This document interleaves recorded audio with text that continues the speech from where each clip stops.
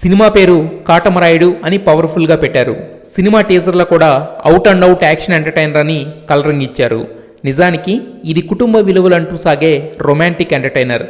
తమిళ వీరంకి తెలుగులో చేసిన చేంజెస్ అన్నింటిలో కూడా ఎంటర్టైన్మెంట్ని విపరీతంగా పెంచి పవన్ శృతిల మధ్య వచ్చే రొమాంటిక్ ట్రాక్ని మరింతగా విస్తరించారు.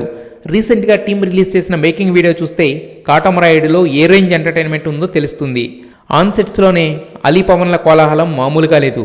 సెట్లోనే అంత ఫన్ అంత సందడి ఉందంటే సినిమాలో పదింతలు పండుతుంది అనేది నో డౌట్. ఇక శృతి హాసన్ పవన్ల జంట ఆల్రెడీ గబ్బర్ సింగ్లో అదరకొట్టింది.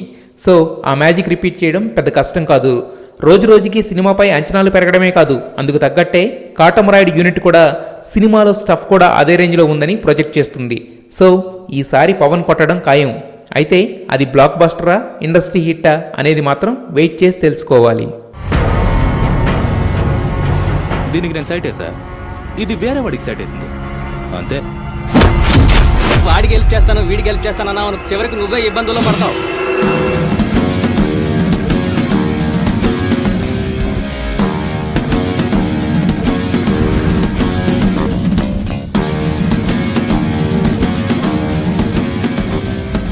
మర్యాదగా ఇవాళ రాత్రి ఈ ఊరు నుంచి వెళ్ళిపో. ఒక అమ్మాయి ముఖం మీద యాసిడ్ కొట్టారా?